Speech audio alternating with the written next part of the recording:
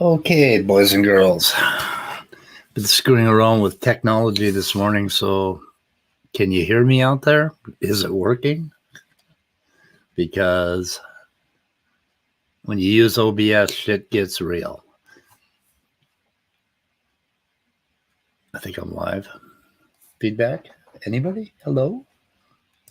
Oh, good. Okay. So I think I'm live. And let's see. So last night we had, I think the most notable things, or only two notable things. And one was Otangelo with Dr. Dan on Creation Myths. And I will have to put links up. And then the other one was after show Dr. Danny Boy versus Otangelo on Irreducible Complexity. And I don't have any bookmarks for the Dr. Dan one. The after show was probably more revealing. And I'm not sure who's going to join me today, but I did send out some invites. Now, Danny, our resident philosopher, stopped into Maddox's show last night and talked a bit about natural selection. And that's why I wanted to talk about reductionism in science. And to be honest, I don't think a hell of a lot of it. Anyway, let's see. So I can put up a screen here. Share screen. Chrome tab. A little trouble getting my shit together today. Pretty bad. Share audio. Okay. Damn near lost it when the example after was given of IC. What was it? Dr. Dan showed it all. Yeah. That, Vesta, that was amazing. So it's like, how are you going to explain irreducible complexity? And then Dr. Dan gives them, like, I think 3 examples. At least he did in the after show. And then Otangelo says, well, if it evolved, then it's not irreducibly complex. No shit. Which kind of, so he had another example, I think, what was it? Chloroplast and mycoplasma. Basically the little foot that walks.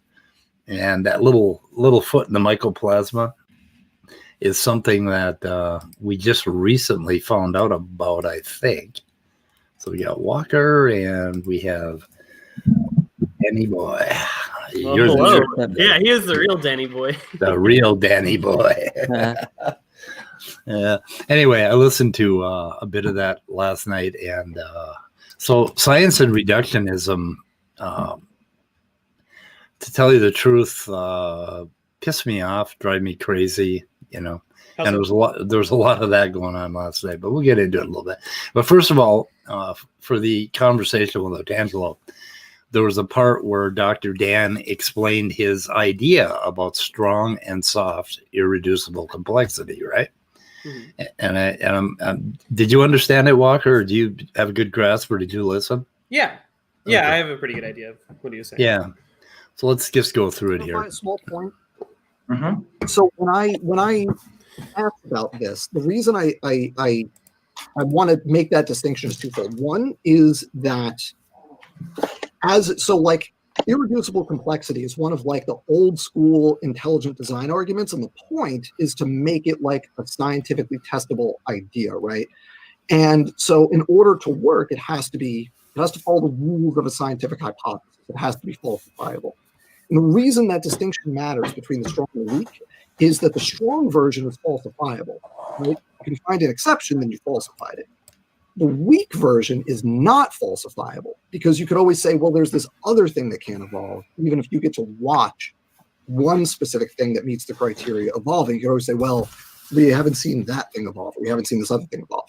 The second reason that I think that matters is I don't lean on hypotheticals as you describe them. When I'm approaching this hypothesis, I'm just working on what we directly observe. Like we could watch new traits evolve, like complex traits, like lizards evolving placentas in real time, animals evolving, not chloroplasts technically, but photosynthetic organelles. We're watching this happen in real time. And the question is, those traits, I think it's reasonable to conclude that like placental gestation in utero I think that meets the criteria, which means because we're okay, so basically the examples that Dr. Dan gave would be used they meet the criteria for irreducible complexity, and they would be used by the creationists to slam evolution. I know they would if we had not observed them. Yeah. So. Well, yeah, his idea is basically saying that there's a definition that Behe provided about like interreliant mechanisms and all that kind of stuff. And he says that those are categorically impossible to evolve. Like if something meets those definitions, then it's irreducibly complex. But we've seen things that meet those definitions, right? Yeah. Evolving in real time. So that means that irreducible complexity as an idea does not have any hard limits. Right. So instead, it's this unfalsifiable proposition that's not scientific, where, you know, Otangelo is going to point to this specific pathway that we don't understand yet and say, see, this is irreducibly complex. But something that we do understand is obviously not irreducibly complex. Yeah, so the hard version of irreducible complexity would be that if it meets a criteria and we find one, that it's been falsified, and it has. Okay. So that's at least Behe's definition if he wants it to be like broadly applicable. Right. And then the soft definition is unfalsifiable, because that's simply, you can always find something else. You can always find another, like exactly what Otangelo did when Dr. Dan, he just said, but how about this? You know, and it's like, explain this, and evolution has to explain this. Well, fucking evolution doesn't have to explain anything to Otangelo. Otangelo wasn't using his own definition that he provided. Yeah. Right. That was the annoying part, because he was like, okay, well, so what if it meets all of those criteria? If it evolved, it's not irreducibly complex.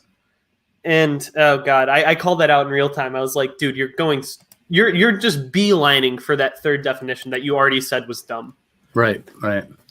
Yeah. And that's, and then it went off the rails from there. And then, of course, on John Maddox's after show, he treated Dr. Dan.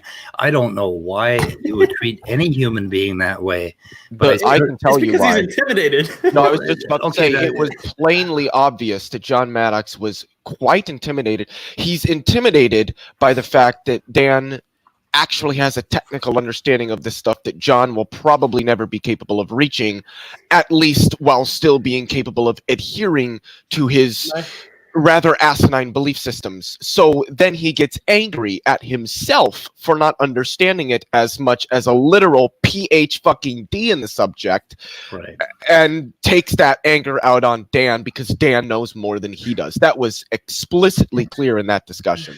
The highlight of the conversation to me was when Dan was talking about how, you know, we're witnessing like certain taxa essentially evolving photosynthetic organelles, right? Mm-hmm. In real time via endosymbiotic events with algae. And that was Dan's point. And he was like, they're not creating the photosynthetic pathways and all that kind of stuff. And everybody, or not everybody in the chat, but Yumi and CRISPR like instantly called him out. We were like, wow, Maddox is an idiot. Like that. Yeah, and then he deleted you guys' comments. Well, him or a moderator did. Yeah, he deleted your comment as well. One from CRISPRcast, message deleted. One from Walker, message deleted. And I was like, wow, these guys. This is why John wouldn't come on our stream the other night. Yeah, because he deleted your comment as well. But I got a screenshot of all of them before, and mine was something along the lines of like, wow, Maddox is really dumb. I already knew this, but it impresses me every time. And CRISPR was like, Maddox is really dense. Maddox is the kind of guy who will not contend with somebody who he knows understands the subject better than him unless he's surrounded by all of his buddies who he feels can help him save face. And then he kicked Dr. Dan out of the stream when he was trying to explain something. Because the problem is that John made the claim about the photosynthesis, and Dan was trying to correct him. John just didn't want Dan to correct him. Yeah, so he didn't want to be corrected right there. That was the problem. You tried to correct me? Well, I'll just silence you. It's just sheer intellectual dishonesty. We have Otangelo Grasshole I want to know who the hell is behind this account because they are a fucking genius. It's funny. Lots of Jesus, please help these fools see the truth, for it's too late. Lord, we know evolution is a lie, and your magic wand solves all. We praise you forever. Amen. I love Odangelo. I'm trying to figure out who this Argotha guy is because he seemed to think that like he knew more than Dan. Maybe the guy does have a PhD in evolutionary biology, but I don't think he does. Yeah, judging by his shirt. But he overtalked Dan quite a bit, and I'm not gonna say he did it on purpose because I know sometimes there can be delays and with StreamYard and stuff like that. So, but it seemed like he tried to dominate the discussion and come off as like somebody who actually knows more than literally the only professional in the subject that's in the stream. What I had to say to him is, your shirt has no explanatory power. What was the shirt? Something about God and Jesus. And, what the hell was it? It was something about, I don't know, something about God and Jesus. I can't even see it on my own screen. So I'm having trouble with formatting my bookmarks. So I have to keep the stream long and slim today because my bookmarks are not, sometimes they format, sometimes they don't. I don't know. Never. Anyway, so I think that was fine. It was lively talk, but completely, it wasn't good natured. No, Dan. I mean, really, it's never good natured when John's involved. For one thing, I would never disrespect anybody exactly in the way that you were disrespected, and I certainly would not disrespect a professor because to me, professors are like gods, shamans. I don't know if I'd go that far. I don't know. I did pretty close, except for who's that asshole, Jerry Fodor? Yeah, he was I don't know who that is. Well, he's a philosophy professor as well, right? Or like linguistics or something. Linguistics or whatever. Linguistics and cognitive science. But yeah, I do disrespect some professors, I guess. So, but I just there's no reason for how harshly Erica and Dr. Dan are treated. It's just over the top, and it's really odd. What happens? That's like I said, that's what happens when you're intimidated by somebody knowing more than you and angry at yourself for not knowing as much as them and then directing that anger at the person that knows more than you. Yeah. I also wanted to comment on the whole irreducible complexity thing because it is a completely nonsense term. Complexity is an entirely arbitrary thing. Complexity is not an objective feature of reality. Something is only complex insofar as some intelligent agent struggles to comprehend or understand something. So something being irreducibly complex in and of itself is a term that makes no sense whatsoever. Yeah. I think I saw Speed had like a pretty good analogy for it. And he said like, you know, if you knock the bottom card out on a house of cards, of course the house is going to fall down. But you can still build a house of cards. Yeah.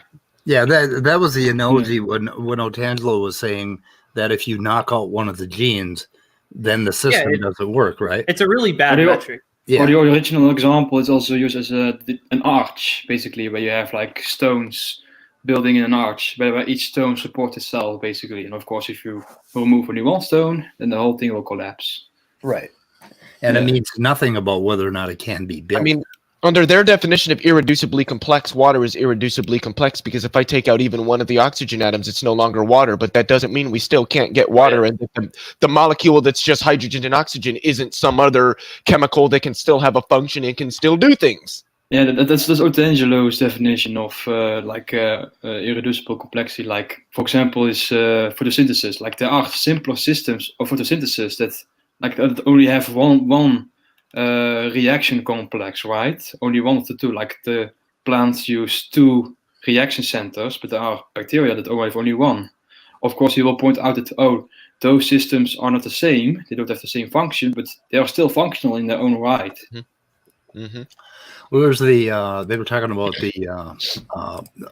mycoplasma. Why can't I? Can I comment really quick on photosynthesis? This is something I've never understood in terms of it had to be designed. Humans, if God does exist, let's just grant that for the sake of the conditional that that God exists. He's obviously significantly more intelligent, more powerful than us. The photovoltaic cells that we create for solar panels are anywhere between 10 and 20% more efficient than a chlorophyll or a chloroplast or whatever it's called. So and we know that solar panels are designed. This seems to be pretty good evidence that if photosynthesis was designed, whoever designed it was really, really, really, really bad at it, was not trying at all, or that it just really just wasn't designed. And what is so hard about thinking that there could be developed some fundamental system that can capture electromagnetic radiation and turn it into some other form of energy? That doesn't seem far-fetched within the confines of physical reality at all. I mean, and my whole thing with like literally all of Otangelo's points. Okay, so you've convinced me that photosynthetic pathways can't develop and glucose metabolism isn't natural. Okay, what does that do with my ancestry with chimps? You know what I mean? If you're taking this back to the first development of photosynthetic pathways, we're going all the way back. Yeah, we're going all the way back to cyanobacteria. Because even plants, the only reason they have photosynthesis is because of endosymbiosis, which he said was not irreducibly complex. Oh, so yeah, that was something. Yeah, we're going back literally 4 billion years, but he's using that to argue that the world is 6,000 years old. It's ridiculous. It doesn't help. To him, it's an all or nothing deal. Like it's the same with the falsification problem that he has. Like, dude, Dan repeatedly pointed out that like what you're doing is continue to prove the hypothesis, but we need to attempt to disprove it. That's how you test the hypothesis. So yeah, I mean, but he goes like oh wait, but you need to show that all of this can evolve. Otherwise, you haven't disproven anything. Like, yeah. I mean, Behe, the poster child of irreducible complexity. He would still say that life shares common ancestry and that the world is old, right? He affirms common ancestry. We'll be right back. So obviously, irreducible complexity is not an argument against common ancestry. Yes, that's the other thing.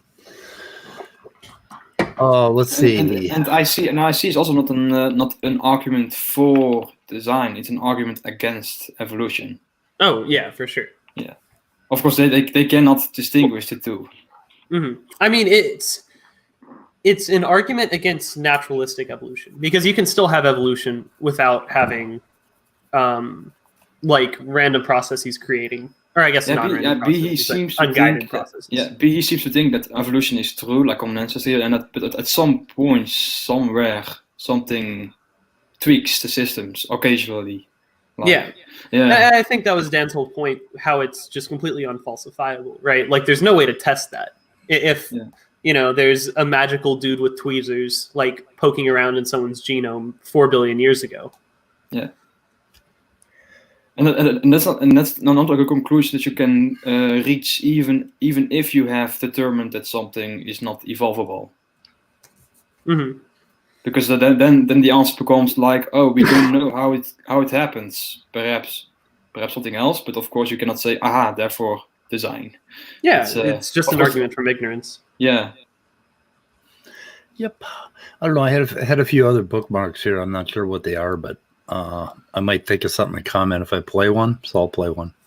But Otangelo Grasswell is going to send us to hell, me and Leo, and he's going to convert Matt Dillahunty. Matt Dillahunty. Maddox did it again. He called him Dillahunty. I know, he still does that. Did they really put Dr. Danny Boy in the title of that? Yes. My God. How petty. Maddox is an actual child. He's a literal baby. And I thought they were referring to our resident philosopher, Danny. But apparently, he did come in, so I don't know. Anyway. Let's see what happens. Before we move on, if you do agree that if it's tautological, it's unfalsifiable. Okay. So there we got into the tautology discussion, which we're going to touch on a little bit. Oh, yeah. And I'm not sure this might be part of it. No, just explain yourself, dude. We're not going into... No, all right, fine. It's not a big deal. We're not going into Danny. Hang on, everybody. Danny Boy, we're not going into... You're obviously... You're heading at 100 miles an hour towards your... I'm going to talk down to everybody. See, every time... Like... Dr. Dan tried to put up a slideshow, right, to explain a couple of fucking points. Not Yeah, even we're- to Maddox as well. It was to someone who Right. actually asked because they care about science. Yeah, and that's called showing everybody I'm smarter than you. So obviously Maddox is really butthurt because he absolutely knows that he's the box of rocks in the room. Anything to contribute to any of these people. I mean, The You know- mellow jello. Otangelo just makes him look like a box of rocks, and everybody else in the room, just added to the point. Anyway, okay, so then the thing about sea slugs. Let's see what we have here. In the interim to him finding all that stuff, so I'm reading up on this whole chloroplast thing with some sea slugs, and One of them sea slugs. they're carrying out plant-like photosynthesis from eating algae that has the capacity, and it's basically creating a hybrid function, but they're not developing it themselves. That's endosmosis. What he's describing is kleptoplasty, I think, right? Yeah. Well, and I don't think it was sea slugs that Dr. Dan was talking about. Well, it was nudibranchs, which are a type of sea Nudibranch. slug. And then there were two other examples too where we found it, right? Where they actually Well, there's a bunch of different like symbiotic events between algae and Corals. some other type, right? Yeah. There's Yeah, corals. There's also. also like tiger salamanders, which have like vertical. I forget what it's called, but it's like where the parent passes down algal cells. And if you're really loose with the definition, maybe sloths, because they grow algae on their backs and they eat it. Yeah. So there's all of these. There's this huge array of different symbiotic relationships between organisms that, if you look at it, you can generally see how an endosymbiotic relationship where they absolutely rely on each other and even function basically as a single cell can evolve, right? If you look at these different pathways and all of these different organisms on the steps down that path. And that was Dan's whole point, right? Yeah. Like, of course, if you took chloroplasts out of a cell, like out of a plant cell, the plant's not going to fucking do anything. The plant's going to die. It's irreducibly complex because the plant relies on everything inside of that chloroplast to survive. right. But we can also see how these endosymbiotic events happen, and how this reliance grows over time. Yeah, So well, these- one of the ways an IC system can evolve is by first adding a part and then making it necessary when it wasn't necessary before.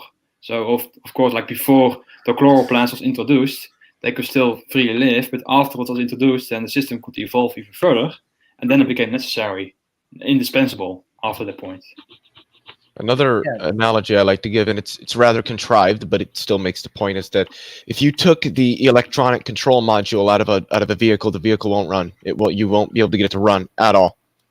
Mhm. But did the first cars that rolled off the Ford line have an electronic control module in them?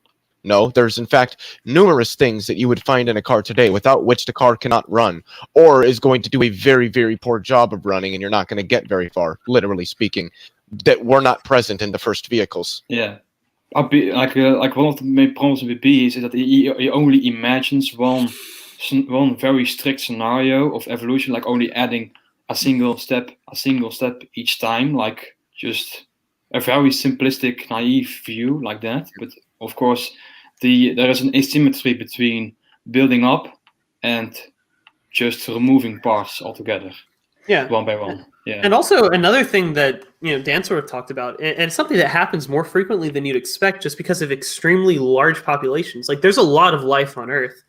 Is sometimes you can have these things that are completely interreliant happen in one generation just by chance. Like he showed that the virus, the simian immunodeficiency virus, the eventually giving rise to HIV, by like 4 subsequent mutations that all need each other and would reduce fitness in the original like chimp. And I could also show a IC system that is not evolved but still IC, like an ecosystem, like with many plants and animals and such, like living all together. But we know that by ecological succession, like a very barren volcanic island can over time develop a very complex ecosystem that is after the fact irreducibly complex. Yeah. Yeah. But So on the chloroplast, the chloroplast ended up inside of the cells of the nudibranch. Was that?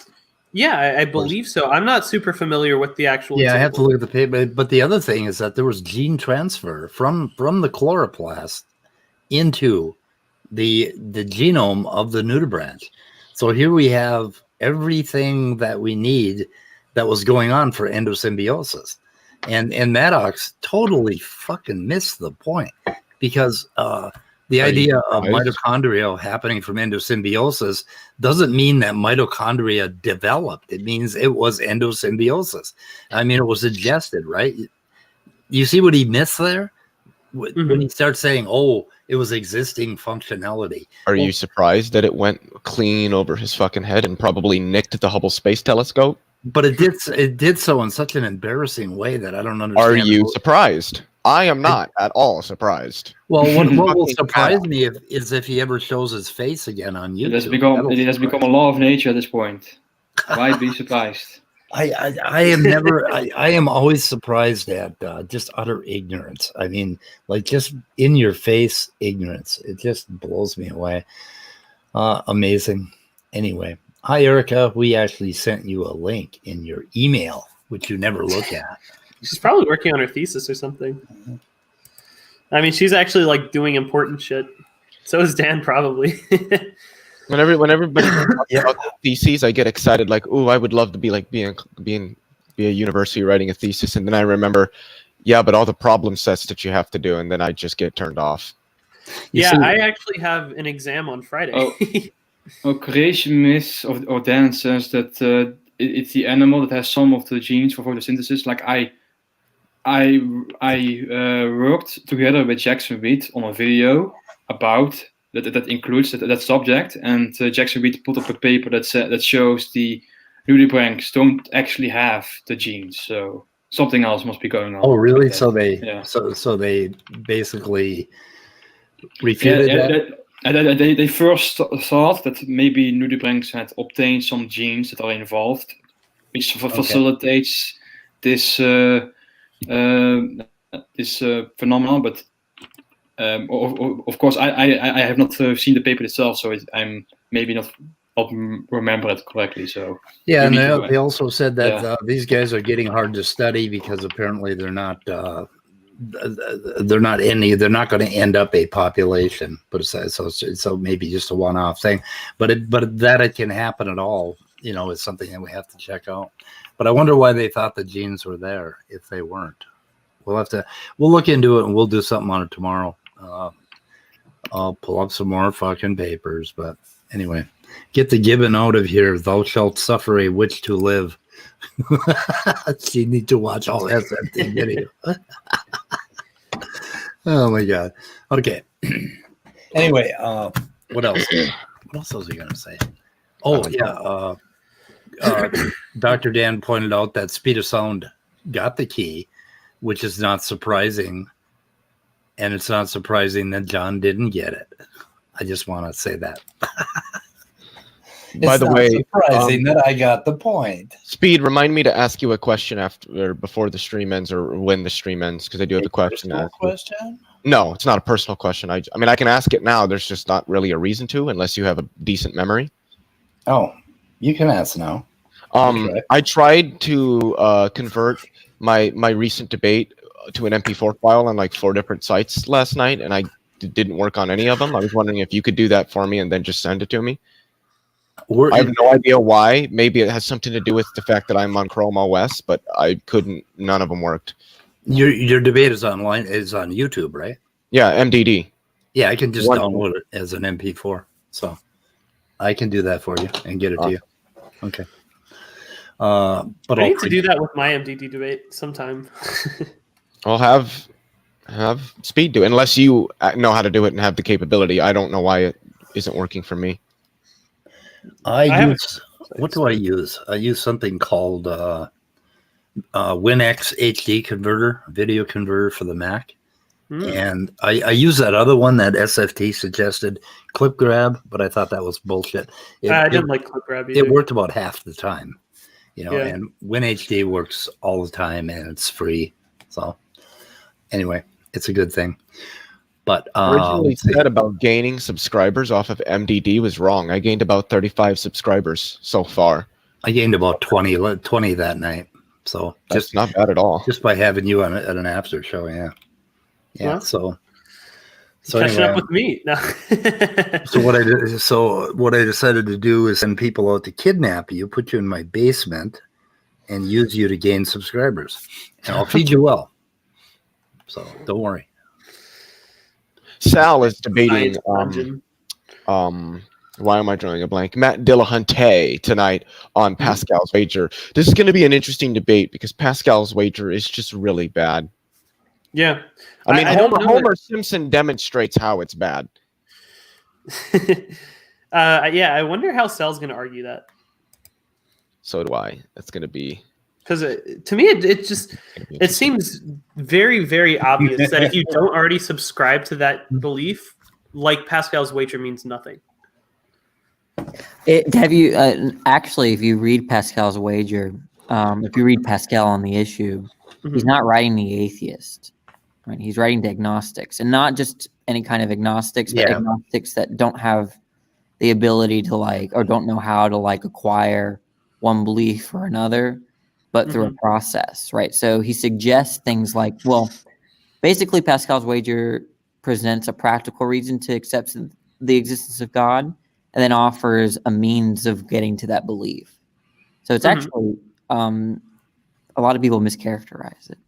Okay. Ooh. Yeah, I didn't know anything about the history of it. I just know how it's usually used on internet forums and stuff. It's not really supposed to be an argument against someone that already actually holds a belief or at least makes a claim of knowledge. I don't know. It's going to be last time I talked about Pascal's Wager, it was a while ago, but I have to verify this. But if it's kind of like the way that when he offers a means of getting to that belief or that God exists, he offers stuff like things along the lines of going to church, singing the hymns, that he doesn't say those actual things, but it's you kind of have to go through the motions of as if you had the belief.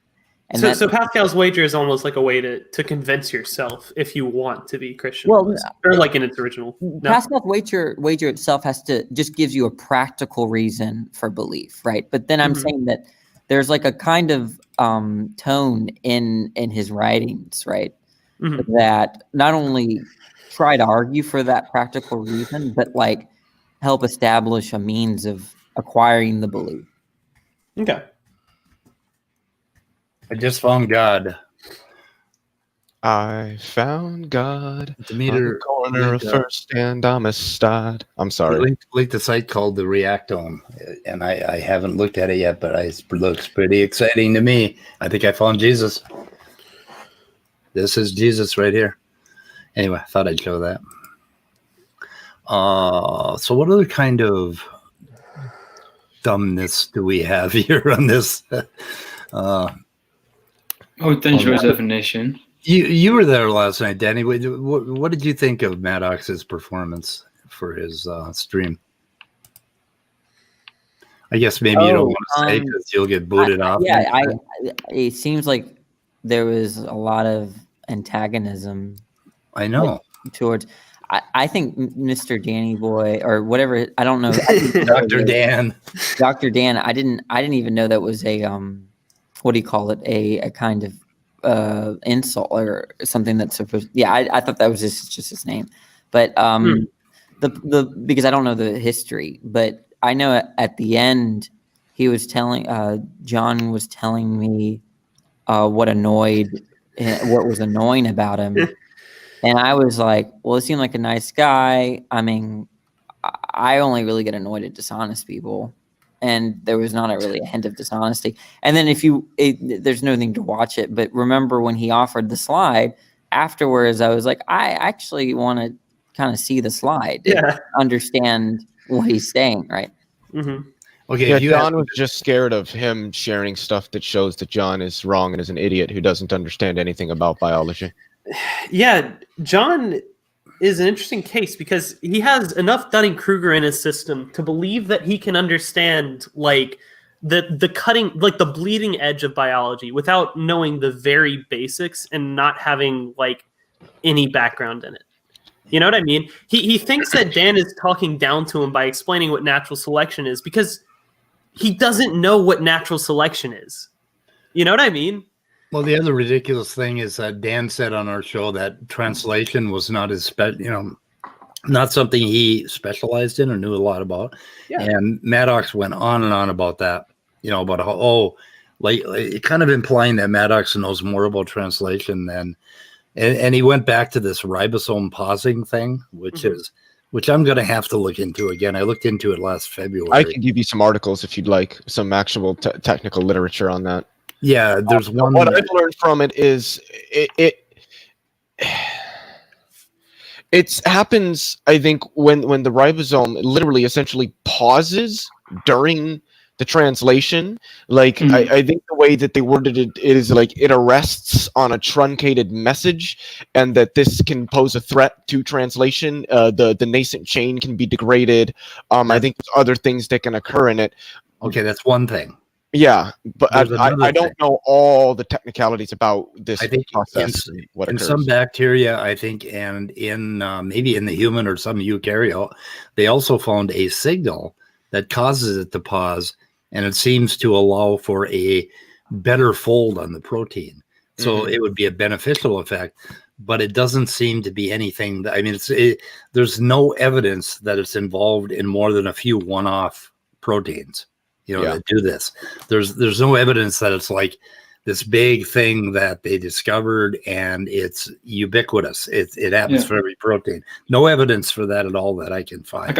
I'm actually aware of a paper that goes over many of the the imperfections of the translation process and how evolution can later come around it and exploit these imperfections for new purposes, such as the ribosome stopping at certain points. Andrew, what are near neutral experiments? Is Andrew still here? He said he's in the live chat. Yeah, but so nearly neutral is actually pretty central. Like nearly neutral theory is pretty central to like modern population genetics. No, but what is he talking about experiments? What experiments have been done? What experiments have been done? Like testing nearly neutral theory and stuff? Yeah, but what experiments? I'm not. As far as I know, I only know like the theoretical basis of like nearly neutral theory and like Kimura and Oda and all those other dudes. Yeah, I'm not aware of any. And I know it's like practical applications with like molecular clocks and stuff like that. But yeah, I don't know like necessarily what experiments there are. But I do know like nearly neutral theory is pretty central to population genetics. But the way that Sanford abuses nearly neutral theory is kind of the creationists have seized. I don't know if you. I don't know if you have seen the genetic enthalpy video that Jackson Reed made. Genetic enthalpy. Enthalpy. Sorry, I'm sometimes not pronouncing it correctly. So. Oh no! You're good. It's just I thought that would be funny if it was genetic enthalpy is like his counter to genetic entropy. By the way, I did post those two articles in the private chat. I've seen Jackson's video on it. Yeah. I don't think I have. We go over the how he misuses Kimura's paper on that. So. Yeah. Yeah, well, and also the idea of genetic entropy assumes that there's just a hard and fast selection coefficient, right? And that it's not like dependent on, whatever specific mutation there is, right? So like if your effective population is like 4 individuals, there's a hard selection coefficient of 0.25. And that's just not how selection or genetics work, right? You're not going to reach that barrier and then just die. Yeah. So nearly neutral theory is just a general principle, right? And it's usually saying that like if the effect of the mutation is way below the selection coefficient, or the selection coefficient is way below 1/n, you're not gonna, it'll effectively be neutral. But things that are pretty close to that line are effectively nearly neutral, right? And you can't. It's very context dependent on how those will fix in a population. Yeah, one of those articles you linked, Leo, is the main one by Collard and Weiss, I think, and that was from. Oh no, that's a new one. That's 2020. So I found some older ones, but anyway, yeah, the near neutral thing is Kimura's idea was that evolution. He was sliding away from this idea that it was driven by by purifying selection and positive selection, and he was trying to make the point that a whole lot of genome is out there and not having any effect at all, and it's basically a workshop for evolution. So he was saying that it was more driven by random drift than it was by selection, because these mutations that are happening out there behind the scenes eventually are going to pop up and have some function. And that's sort of my big spiel on evolution, is that it's this massive workshop of collections of basically molecules that aren't doing anything right now. Well, I should be careful to like imbue a foresight aspect to this. Like it's not like these sequences are there just because one day they might be useful. Like they are just there. Yeah, it's like having a giant set of Legos, but really cool Legos that when you throw them in a room, they bump into each other all by themselves. You don't have to go in there and do anything. They're just in there bumping into each other because of heat, thermal energy. And eventually you walk in there and holy shit, they formed a interesting little structure. And you walk in there again and now they formed an interesting little structure that's out there waxing your car for you, So there's no reason why that is not how life happens. Okay. And that's sort of my idea of life. There is so much molecular complexity. These biochemical pathways are ubiquitous. There's a lot of different network pathways, and every now and then one of them will pop up and become beneficial, or it will become deleterious. One way or the other, if it's deleterious, it's going to be chucked out of the system. If it's beneficial, it may have a chance of attaining of fixing right in the population. So I mean that's kind of and Kimura and God, they're still fighting about neutral evolution. Well, yeah, so Oda, she was a student of Kimura, and Kimura, he obviously found a neutral theory. Who Ono or not Ono, but Oda. I forget her first name, but it's Oda, like OHTA. Oh, okay. So Moto Ota is it? Oh no, Moto. No, okay, Kimura. Moto Ono. Kimura is Moto Kimura. Can we stop speaking Japanese, please? I don't speak this language. But I confuse those two.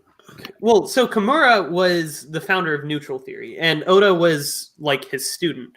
And Oda basically came along and said, hey, neutral theory only works if we're assuming infinite population size. Let's put a little bit more real world applicability to this, right? And so that's why she made nearly neutral theory. And I think both of those together can explain, their effects on evolution aren't, they have more relevance with regards to things like molecular clocks than they do to things like speciation. I disagree. I think this is almost key to evolution. And Well, so the size of the genome. What's that? Well, how so though? The size of the genome. Maybe I'm talking past you, but basically there is 80% of the genome that's out there churning around, changing, mutating, and we can use it for molecular clocks because it's not conserved. So we have all these changes happening, and like the Lenski bacteria that started metabolizing lactate, citrate, or citrate. Okay, there's all these systems out there that are lining up and actually forming biochemical pathways, like fragments of biochemical pathways. Well, and then at some point, one of those things will lock in And yes, then but, we've got but as soon evolution. as it becomes selectable, then it's not nearly neutral theory anymore. It becomes like an element of natural selection. Right, but that was the source of it. The near neutral pool was the source of the variation that is going to be fixed in a future population. I think what you're talking about is like contingency, right? Yeah. Yeah, he's talking about contingency. Yeah. Which, yeah, I would agree with that in principle. Like I said, though, I just think that sort of leaves the frame of neutral theory or nearly neutral theory. Yeah, it wouldn't be, well, I don't know. And it's also like, I think like one of the main, at least maybe not one of the main, but one of the mechanisms by which you can establish like reproductive isolation is by having the chromosomes structure rearranged by what would otherwise be neutral effects, like for example, like translocations and inversions, like an over time when you have like two populations having. Eventually, we have like incompatible chromosomes. They won't align anymore. Yeah, that's one of one of the funny things is like large scale fixed chromosomal mutations are actually really rare.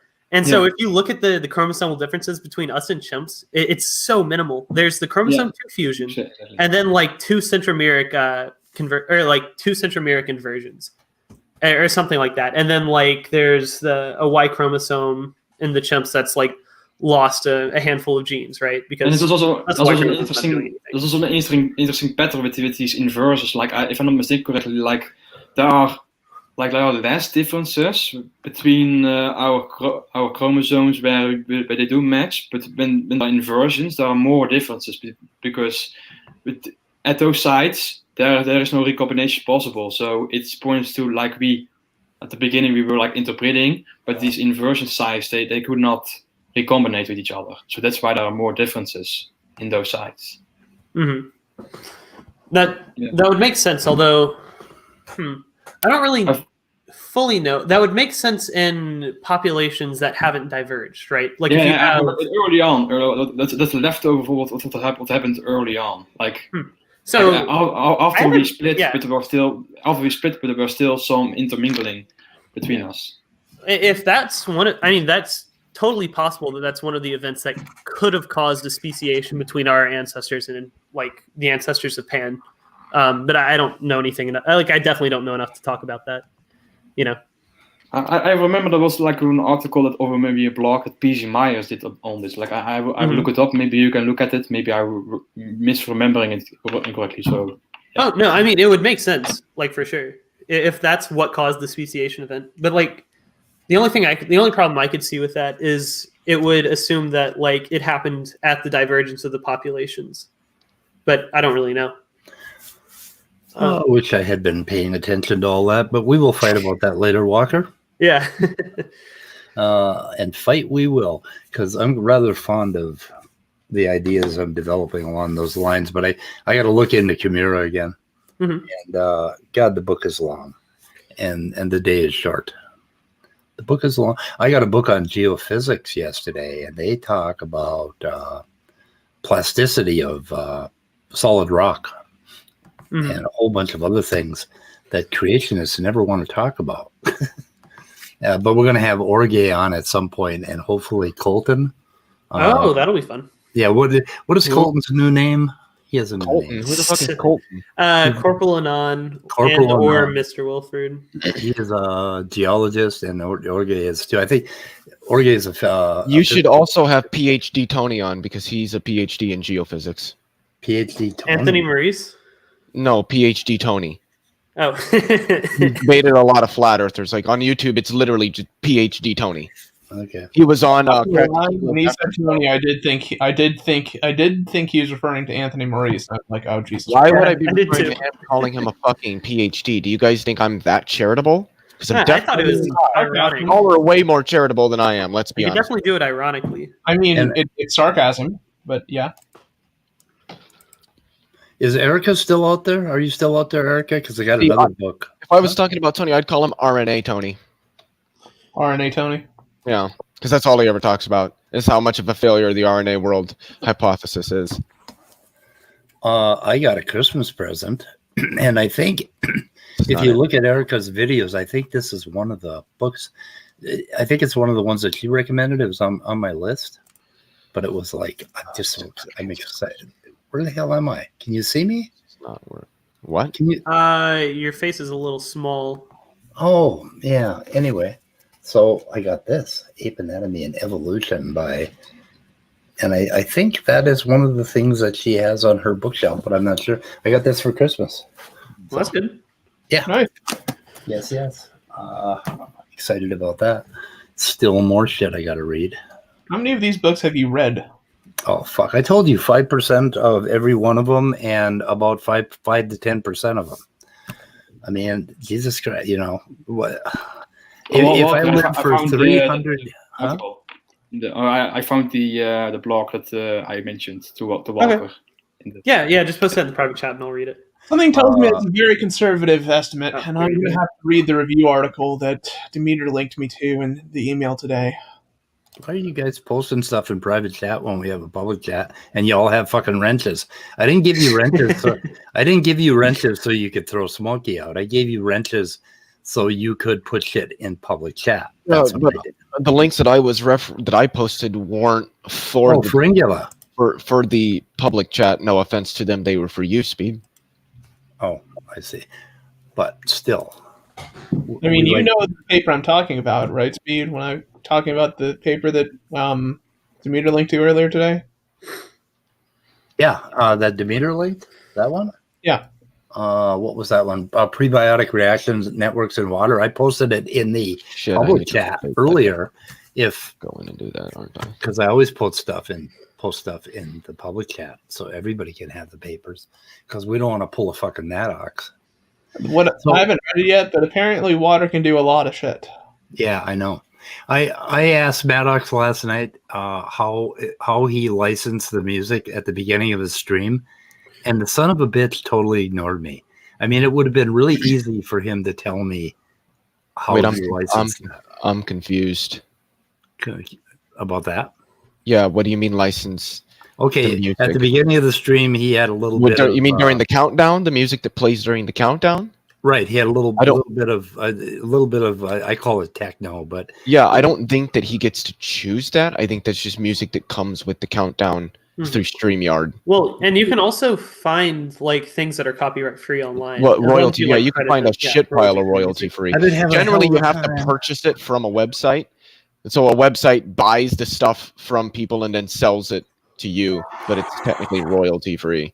Or you can just go on YouTube and look up royalty-free music. That's what I do. I've been trying to talk to the guy that did Christian Kraken remix. He did a Christian Kraken because I really want that song. I really love that. Christian Kraken is awesome. But what were we doing? Talking about something which I am way too tired to talk about. Oh, I see. So there were some other things in the after show. Let me see. Where am I at? 52. Did I already play 52? The novel. I don't know. Symbiosis, not photosynthesis. I wanted to make that point. We got that point, and that was at 53:48. I'm not sure what's happening here. Okay, but we're just talking about natural selection, right? Is Danny still here? Yes. Yeah. Then it would be impossible that a favorable trait would decrease. Okay, so you guys were talking about natural selection, and I don't know if we want to get into that or not, but we had discussed it in email earlier, and there was a whole lot of, in fact, there was a ton of talk about that. Right? Oh, there was a point on Mars. I'm going to play that first. If we had someone, let's say, Mars? What? Location, if all the blonde people left to the planet. Okay, yeah. So you were making a lot of points about natural selection, and you were talking about Jerry Fodor's article about pigs and wings. If pigs had wings. No, it's a book called "What Darwin Got Wrong." Yeah, but it's based. Jerry Fodor's introduction to that whole thing, how he got into it, was he put an article up called "Why Pigs Don't Have Wings," and that was the beginning of his takedown. Does that book does it introduce the problem of coextensionality with respect to traits? Yep. Okay. And all of that, which to me,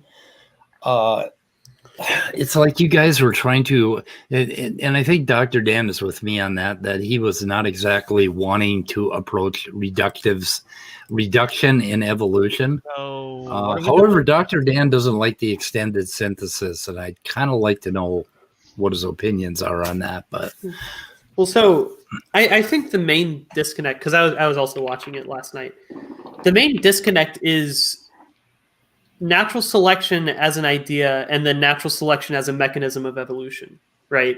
Like evolution by natural selection there didn't have to be a link there, and that the link is what's testable, even if you think that like natural selection isn't, if that makes sense.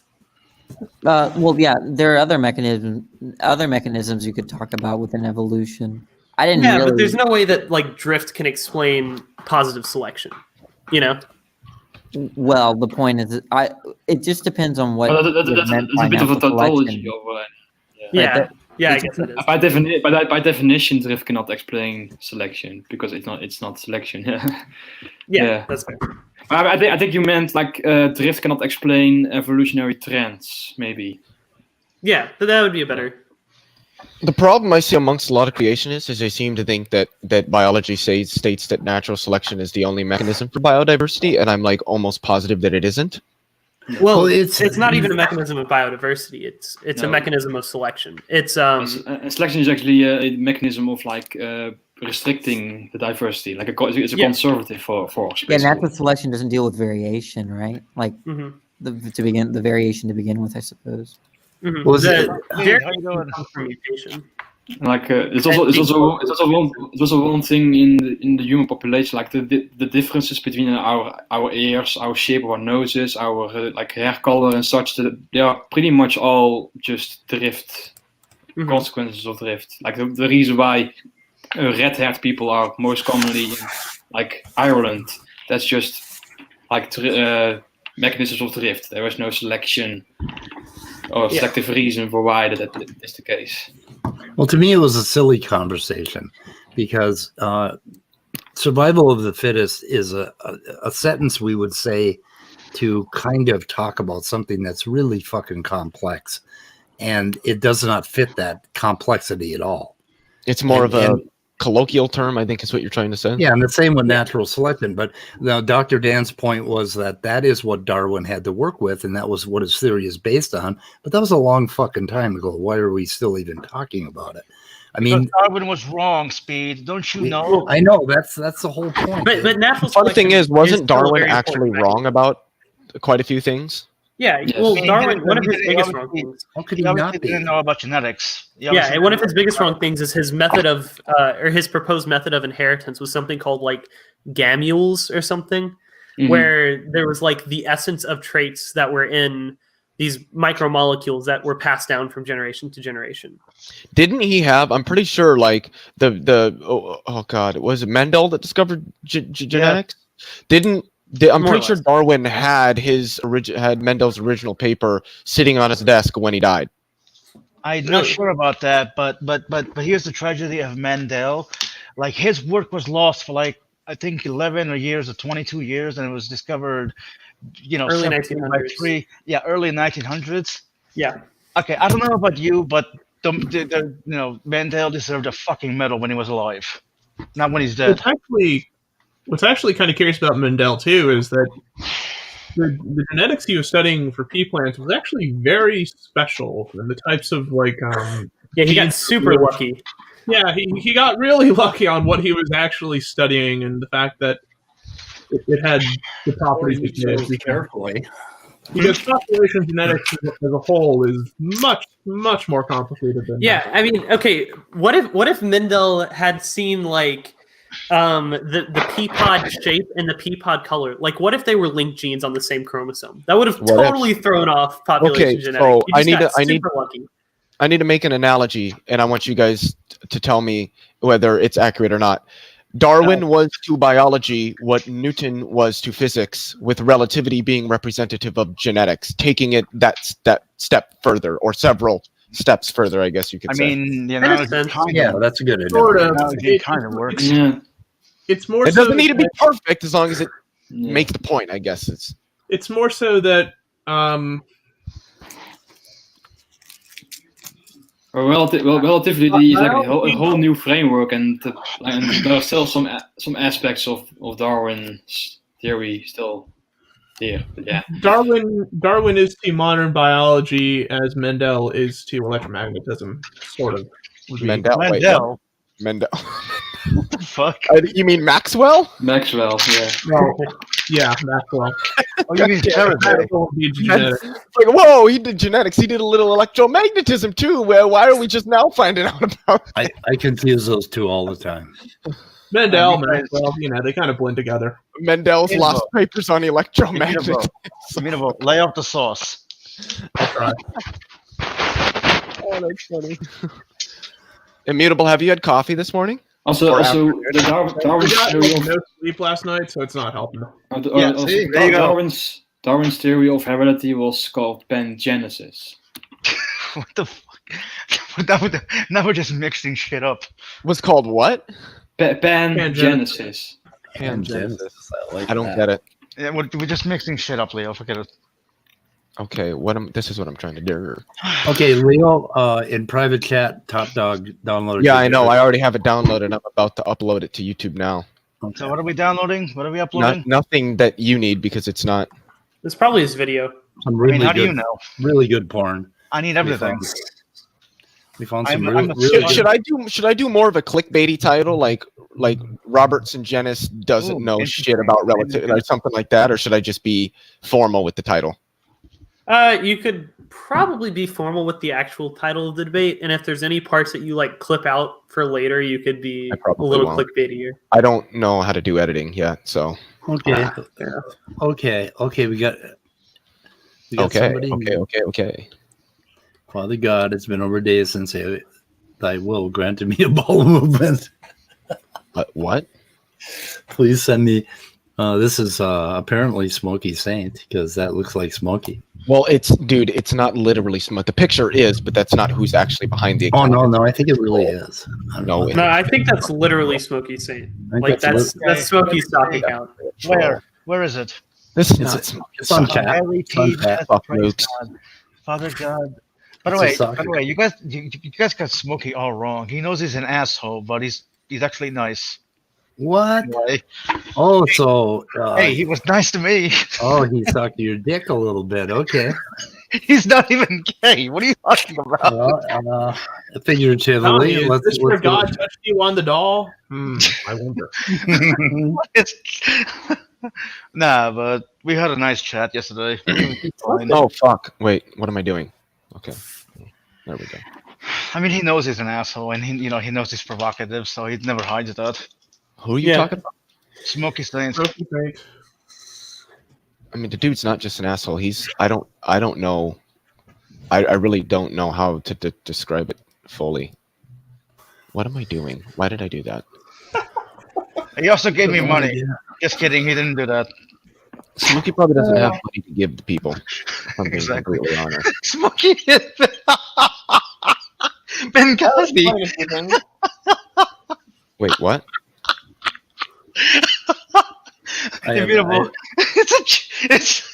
It's an inside joke.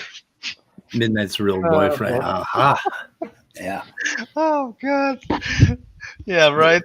Smokey been touching you again? Well, that opens up a barrel of fish. You've been liking it. You guys are fucking nuts. I love you guys.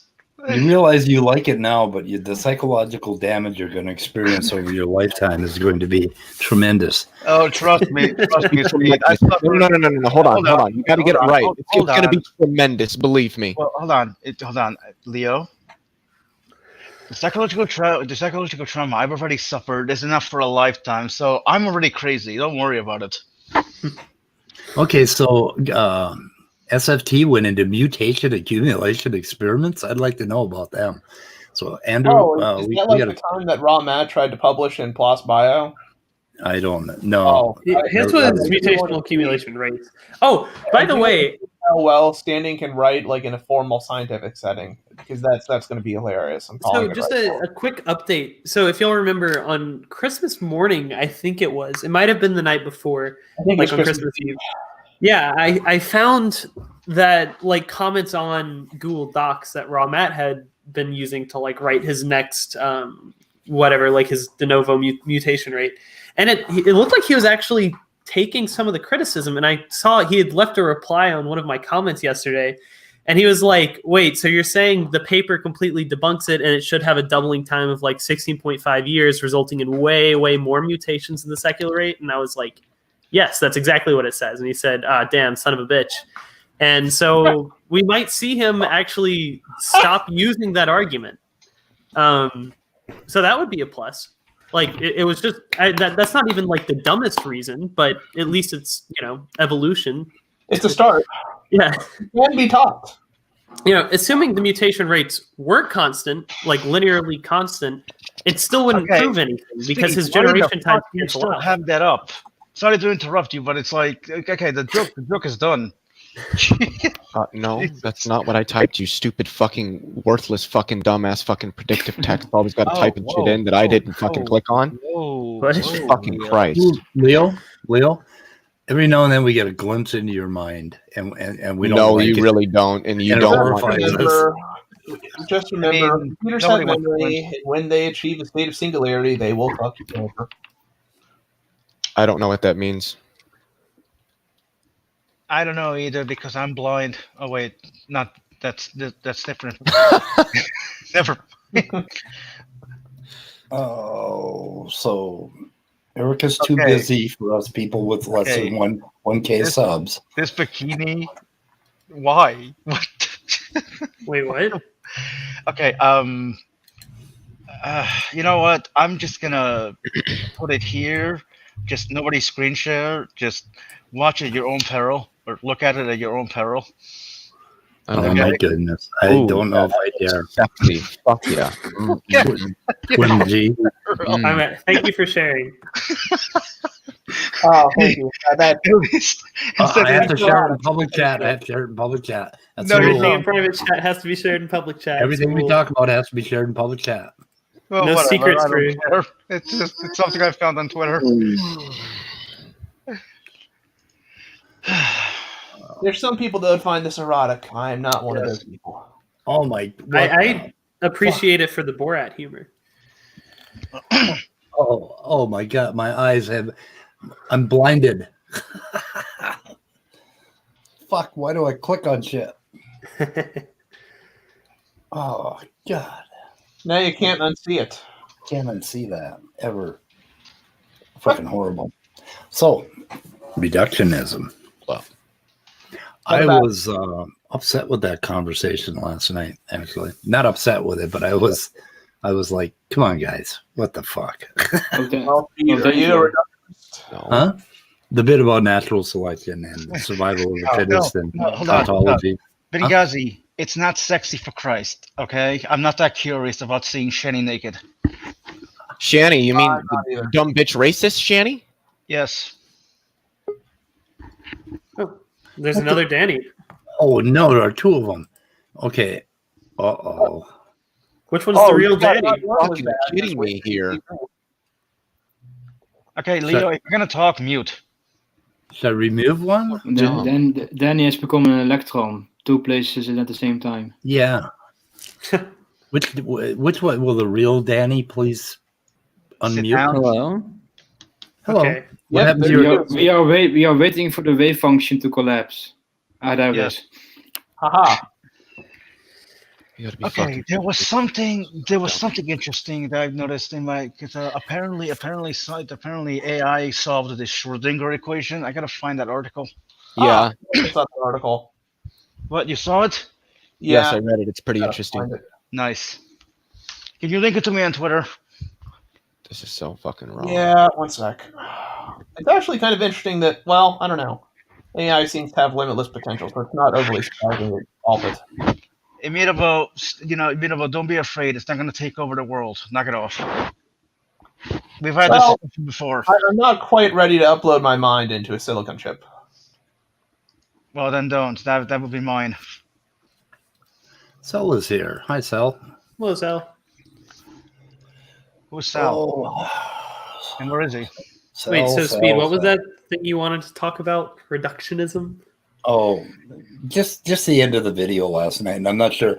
I'm not sure how to get into it exactly. I don't know, and if we get into it, it's going to be a dark hole that we're not going to get out of. Well, ask Danny where Are we debating philosophy There's a again? lot of empty routes in Black holes are fun. Yeah, but I don't want to be in a black. I've got me and Andrew are doing something later, and in fact, I think we're doing it at 5, so I don't want to be on too long Ominous. today. Very ominous. Very ominous. Yeah. You send it to me on Twitter, Discord. Where's the article? What article? No, immutable Leo. Oh, let's see. Should be fairly simple to find. I think Danny. I think I'm gonna wait for a transcript of that. But I think maybe just you and I should talk about reductionism in science, and your background might be very helpful for me. But reduction, like philosophical reductionism. Basically reduction in science. I don't know if you'd call it philosophy. I guess that's Reductionism is a philosophical concept in philosophy of science. And I don't think it should be. I don't think it should have that high status. But I don't know. Yeah, Andrew actually is right. That's wrong about quantum mechanics. Nothing exists in two places at once. And also, nothing is ever actually a particle. We just reduce its waviness to a point where it is coherent to us. Yeah. To treat it as a particle. Mathematically, I'd have to disagree with that. Well, we get it from the math. I mean, nothing is ever a particle. We just reduce its waviness within particular standards of deviation. All right. Scientific realism versus anti-realism. Go. Well, I didn't hear what you said. General interpretation is it's neither a particle or a wave. It has qualities of both. That's the Copenhagen interpretation, right? Pretty much the only interpretation that's taken seriously at this point, yes. The Copenhagen says that essentially well, that's not quite correct. But essentially it says consciousness causes the wave function to collapse. Wait, what says that? That's definitely not the Copenhagen interpretation. No, I don't think so. That's the von Neumann-Wigner interpretation, which literally nobody in the field holds to. I was going to say that both von Neumann and Eugene like Wigner. Deepak Chopra interpretation. Well, it is. It's this Deepak Chopra fucking. I want to act like I'm a hip physicist guy, but I don't know any fucking thing about the field. Let's see, Copenhagen is measurement, wasn't it? Copenhagen is about the measurement thing, right? The measurement causes wave function collapse. Interaction with the quantum system causes the wave function to reduce to a whatever possibility, to one of several probabilities, I should say. I am John Maddox. I don't understand what I'm saying, what you're saying, but I do understand what you're saying because I am John Maddox. Top dog it is. Yeah, you see, trust me, you're not the first one to have questions about it. Like I said, I thought it was really funny and kind of revealing whatever Maddox was saying last night that Dan only ever argues things on the most basic levels or super way advanced that no one can understand. By the way, I'd like to say a disclaimer, John. I don't hate you. I'm just having fun. Okay, relax.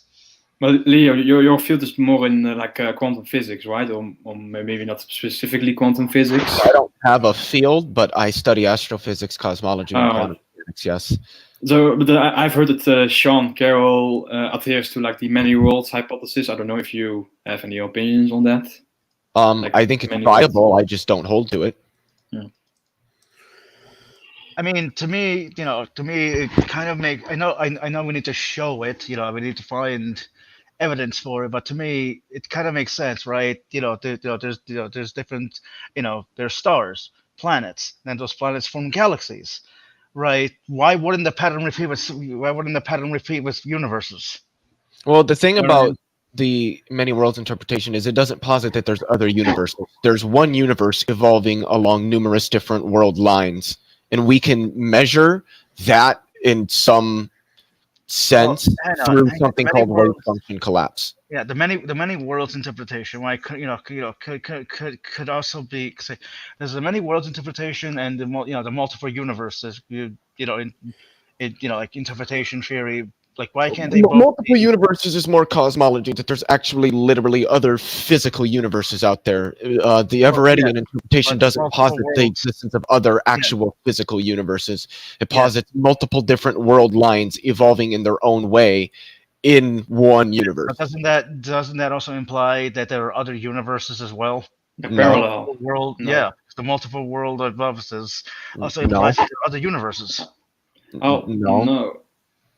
I think There's like one universe with multiple parallel. different timelines. We exist Parallel on timelines. one of the timelines of the one universe.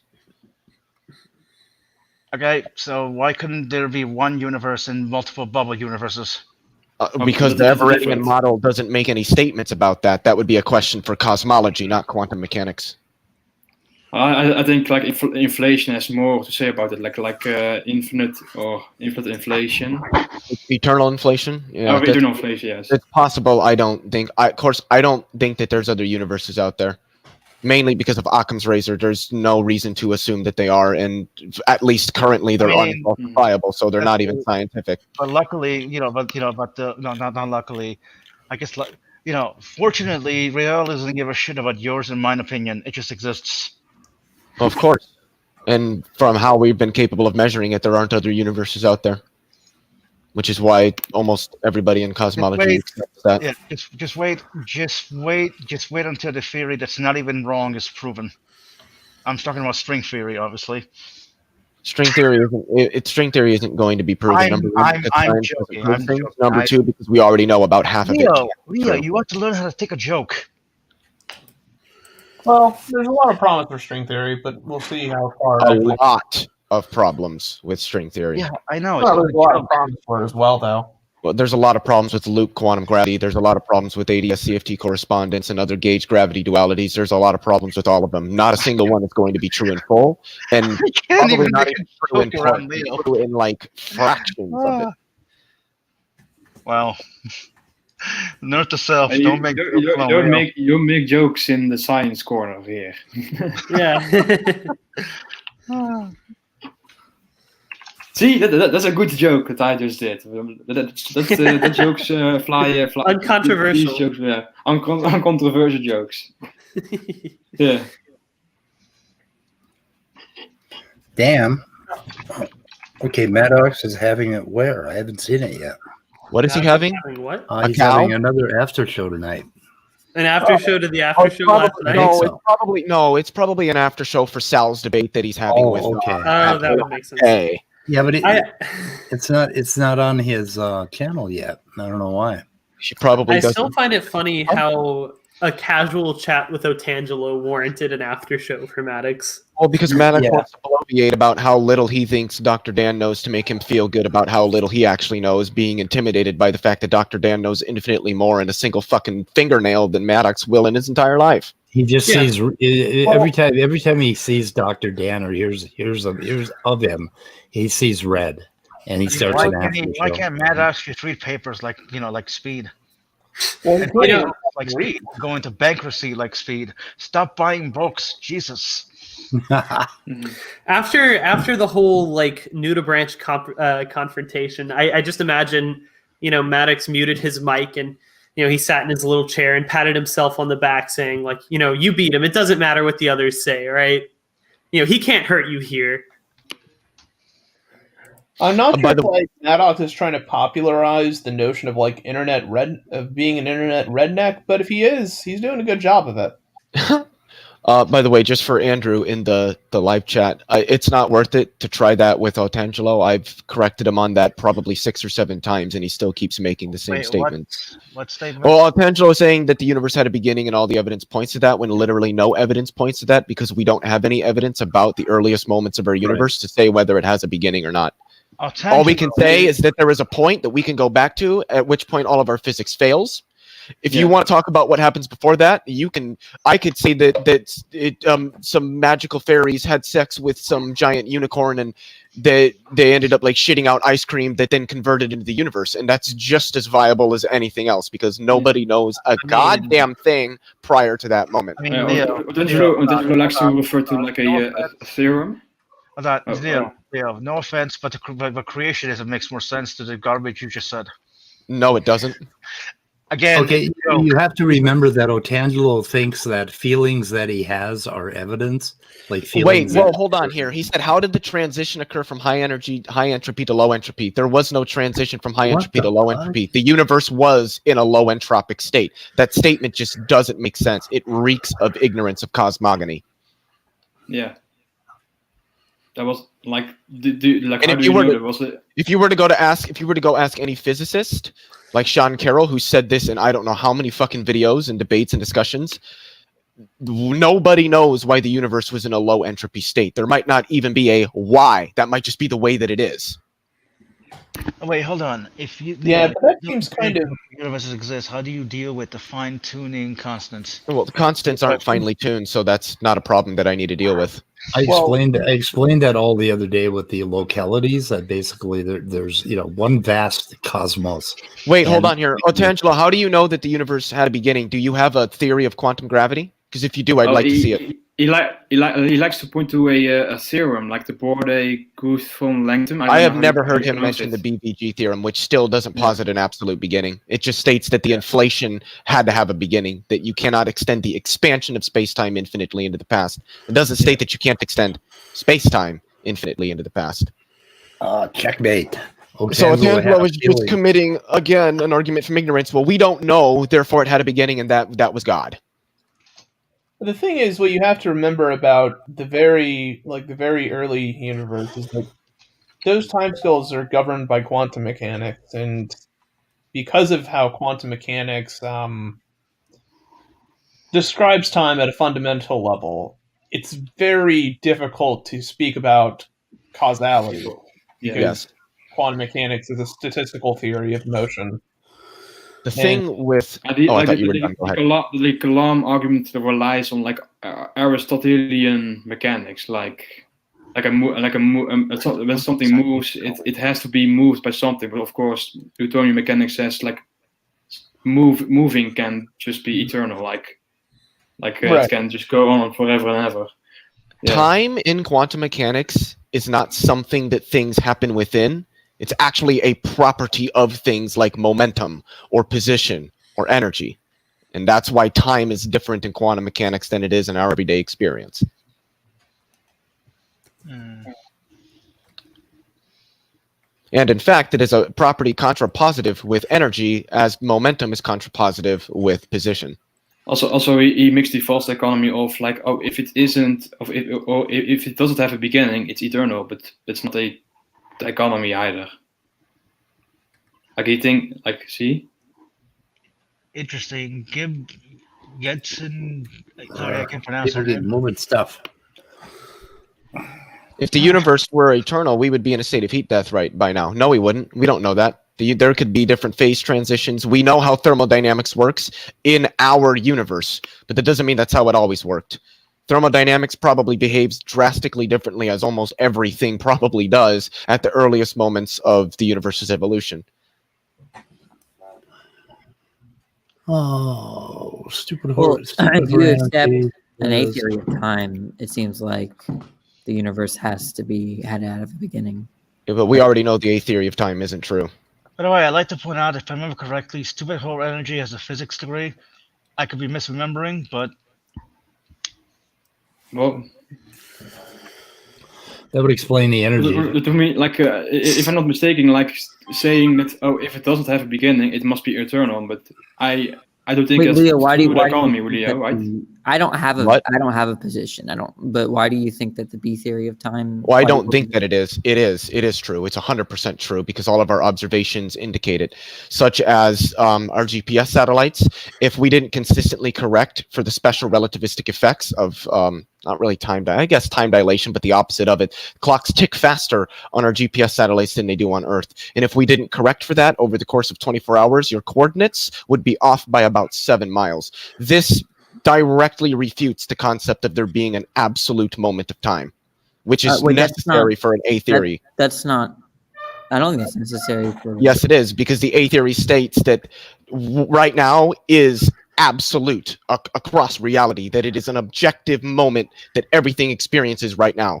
But no, we know that's not true because right now for us is not right now for the for the GPS satellites is not right now for Sagittarius A star at the center of the Milky Way galaxy, is not right now for the Andromeda galaxy. There is no preferred temporal frame of reference. We're talking about two different things, I guess. I guess so. I think my understanding is that B theory asserts that future and past events exist equally like present events. All moments of time are equally real, yes. Oh, okay, okay. Because so I don't know what I guess what you meant by absolute was like only? What? You said that A theorists think that there's just one, that there's just not like an absolute. A theory states that right now is an objective feature of reality that everything experiences. But B theorists accept that too. They just think no, they don't. Well, look. You don't think that the B theorists think that there is a moment in time that is right now? No, they don't, because there isn't under the B theory. This is just like the now slice through space time. It is different. Depending on like what direction you're moving. All moments are real. Equally real, yes. Right. So if all moments are real, then all moments are objective, right? I don't know if I would word it that way. Well, you're the one that used the word objective. For the A theory of time, it states that right now is an objective moment, but it isn't. B theory accept that too. They just they don't. There is no objective right now. Right now is relative. Right now for us is not right now for the GPS satellites because their clocks tick faster. No, they're not. When they say right now, when you say right now, do you just mean the moment that is now? The moment that is now for us. Wait, for us? What the? Yeah, they just the moment of now for the International Space Station. Yeah, it's true that B theorists have like an account for like how we experience time, perhaps, but they're still going to affirm that there is a moment that is right now. What? So the way that we experience time should be understood independently from what time is and how events organize in terms of becoming. Well, it is. We experience time in a linear fashion, but time is non-linear. Right. B theorists are not going to have a problem.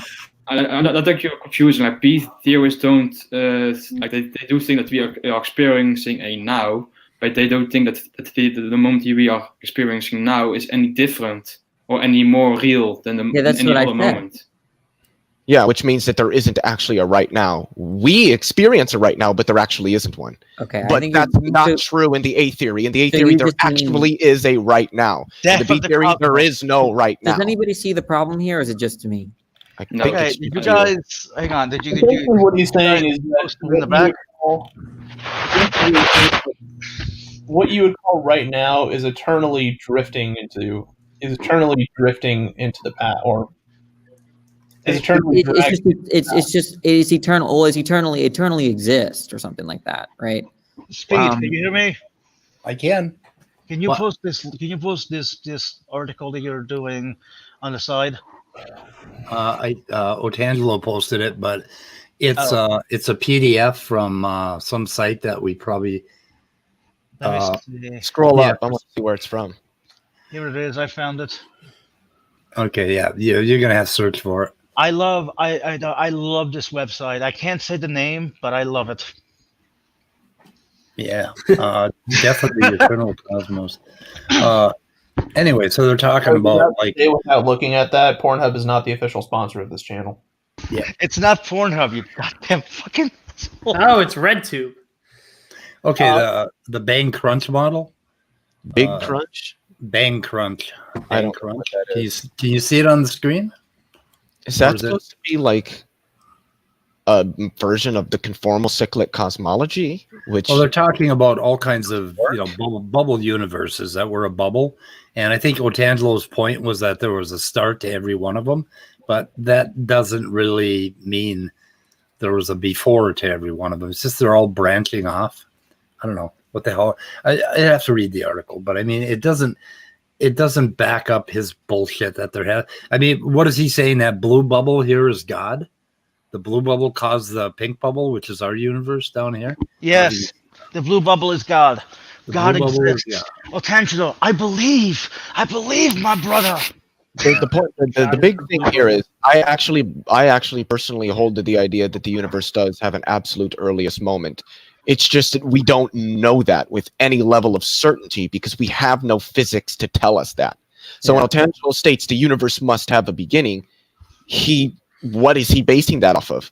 There's literally nothing that tells us that. Nothing at all. All that exists had a beginning, Leo. And all that exists. That's not true. We know that's not true. I'm joking. Relax. I mean, there doesn't have to be a start of jokes. everything. There doesn't. In fact, for there to be a start of everything doesn't make any fucking sense. The only thing that makes sense is that it's infinite. I'm sorry. There's nothing else makes sense. But Midnight, you think your jokes are shit. Thank No, you. the problem is I have a hard time picking up on sarcasm. That too. Sorry, Leo. But yeah, go ahead. Okay, this one. I wonder if he's related to Otangelo Grasshole. He could be. It's interesting, and none of us know who that guy is yet. Exactly. If I'm not mistaken, Leo, if I'm not mistaken, like B theorists, they say that of course we are always experiencing a now, but they say that the now that we are experiencing is an illusion. That the past, present, the future are just the same. There is no objective difference. There is no temporal frame of reference that Isn't is. big theory more philosophy? The illusion is the passage of time of becoming. That's what the B theorists are saying. They're going to think that they're still. Also the now. And that includes a right now. There's no such thing as right now in the tenseless theory of time. Right now doesn't exist. The illusion is the passage of time. Yes, right? Which includes there being But a that right doesn't now. If imply time that there's doesn't no pass, point. then there is no right now. There can't be a right now. You if and I time mean something doesn't different pass. about right now. I don't know. Look, what I mean by right now is that there's a point in time. You must mean something different. Well, yeah, I mean what right now means. That there is a preferred point in time that we are experiencing, but not experiencing any others. That doesn't actually exist. Am I going to regret this? Do you agree that the B theory of time says that the past, present, and future are equally real? You heard me say that. So therefore, the present is equally real as the future and the past. So there is no but objective that's difference. that therefore there's no between- point in time. Took right me a now. second to realize we were screen sharing. Oh my goodness! Oh my goodness! That's good. This is Cornhole. Oh, I wanted to give a quote from Sean Carroll, if I may. He says, quote, "Now, you've probably heard that, in fact, the Big Bang is the beginning of space and time. And this is a common thing that cosmologists tell people all the time. But it might not be true. In fact, it's very, very inaccurate to say that we have a good reason to think that it is true." End quote. And he says that because where Otangelo says that the universe cannot be past eternal, that's literally just not true. I don't think that it is. But that doesn't mean that it cannot be. Absolutely nothing in physics or mathematics prevents that from being the case. Most cosmologists don't think that it is, but we grant that it is a possibility. We just don't know because we don't have any physics to tell us that yet. So Otangelo is consistently making claims about things that nobody could possibly know because we have no physical models to describe it, which is by textbook definition an argument from incredulity. Yeah, so what Otangelo is posting in the chat is just some bullcrap misunderstanding of quantum mechanics and law of thermodynamics. Yep. Like he brought the second law of dynamics. And I'm like, They love it.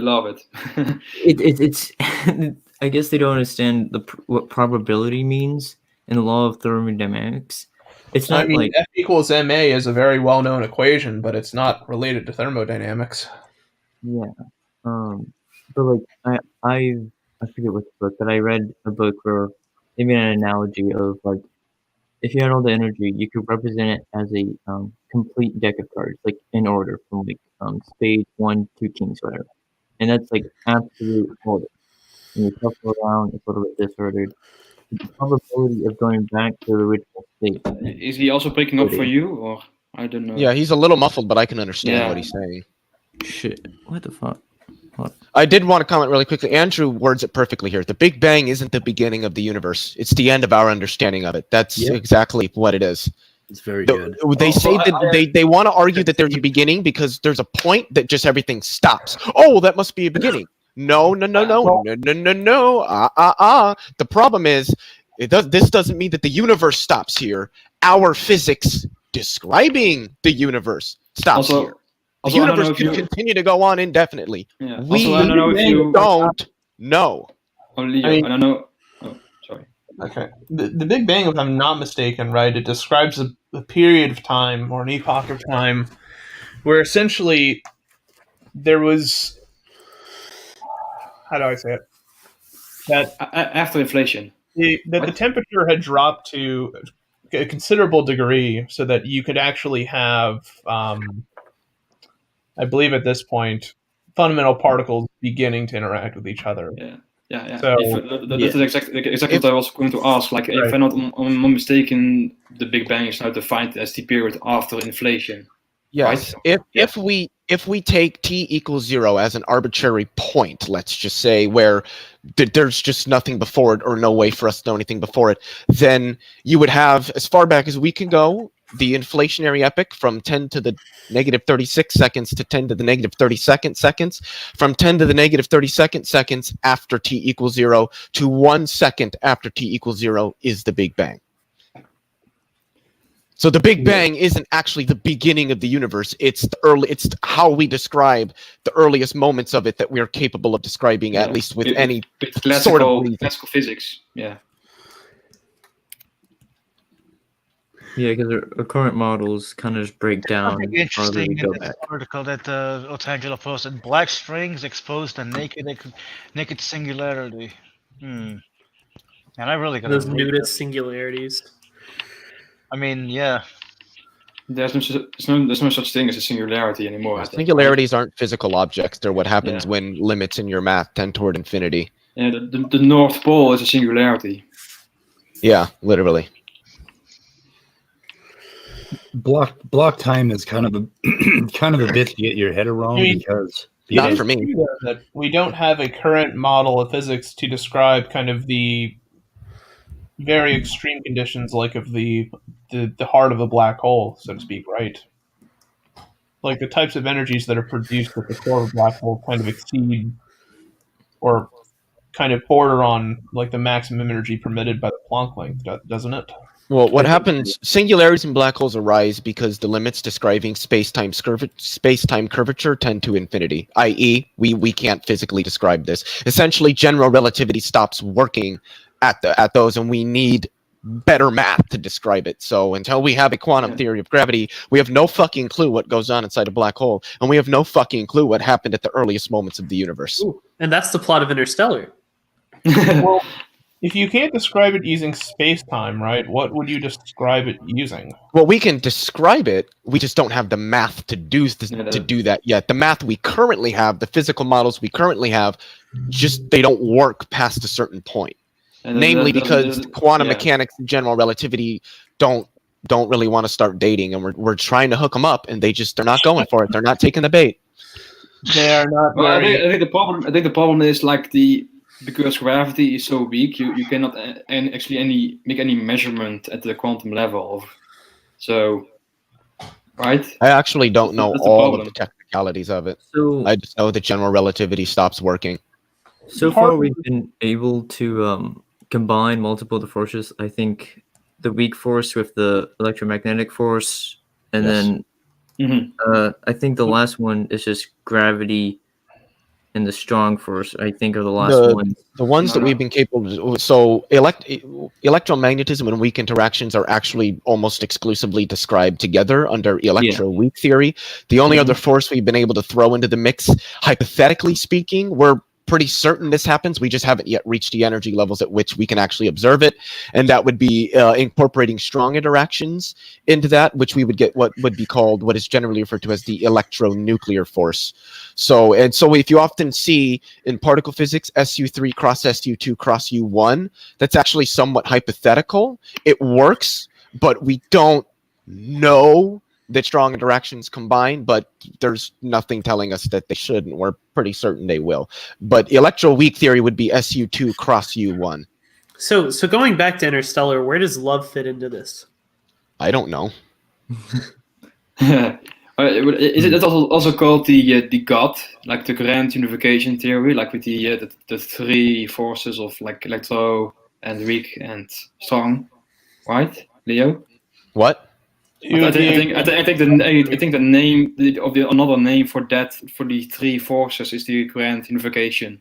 Well, that would include gravity into it as well. The unified field theory. I see. Like, maybe I'm not for. Of course, I see in Wikipedia, not a reliable source, I know, but they say it's a the three forces is the grand unified theory, but maybe they are wrong. I would assume whoever wrote that doesn't understand what they're talking about, because a unified field theory combines all four fundamental. It's essentially taking the modern standard model of elementary particles and reconciling it with gravity. No, like Wikipedia says that the three forces combined is the grand unified theory, and the four forces combined is the theory of everything. The theory of everything would be including a unified field theory with every other physical description that we have. Yeah. Well, maybe they're just using different terms, but yeah. Yeah. But yeah, it's been a while since I've caught up on my theoretical. Anyway, physics. It's B theory of time. B. No way. Special relativity and general relativity have confirmed that time is tenseless. Anybody trying to argue otherwise really needs to go learn some physics. Although does a theory apply in the quantum level, because the relativity breaks down at the quantum level? No, general relativity does, but special relativity does not. No. And like I said earlier, time at the classical level, time is sort of a dimension that things play out in. At the quantum level of reality, that's not exactly true. Time is a fundamental property that things have, like position or momentum. Mm-hmm. If time is tenseless, Otangelo says the Big Bang is happening right now. No, it's not. I don't think you understand tenseless time. The Big Bang did happen somewhere in time. We're just not there to be experiencing it, but it's not happening right now. And the universe is still expanding, so in the sense, it is still happening if you want to include like all expansion. I'm really excited for my second semester of physics, because there's a chance I might delve into quantum mechanics. Oh, really? I am also doing second semester of physics next semester. First year of physics. Get ready for a lot of fucking Calculus 3. It was a fucking disappointment for me. Physics. Wait, I mean, so the first semester was mostly like Newtonian mechanics, and we got into waves a little bit, but I think most of second semester is like electromagnetism and shit. Yep, and that's a lot of Calc 3. Because if we were not there, your B time is bomb. I don't know. I don't know what that means. I have no idea what that means. When Otangelo can overturn both special and general relativity, great, but that's not going to happen. Didn't it like yesterday or 2 days ago he said he didn't understand this stuff? Yeah, he said he doesn't understand it and then talked about it like he does. I don't get it. I mean, I think that's pretty characteristic of young Earth creationists. B exclamation mark is dumb. Oh no. B is bum. Yeah. B bum. B stands for bum. The bum theory of time. Let's start calling it that. Yeah. Guys, I got to. I have a thing at 5. Dude, it's 3:49. He's talking about what? No, it's. I need an hour. He needs to get ready. He needs to do his hair. Did Stupid Horror Energy ever confirm what her degree is in? Because I know she has one, but I actually don't know what it's in, and I'm curious. I think it's in energy. I thought she had something in like biology or genetics or something like that. She honestly I might be does wrong. seem like she knows a lot about that whenever I see her comments on debates and shit. Dude, she knows a lot about everything. Let's get real. Why here. doesn't Stupid Horror Energy come in and talk to us? That would be ask her. I will. I will ask her with an invite. So, why don't you come in and talk to us?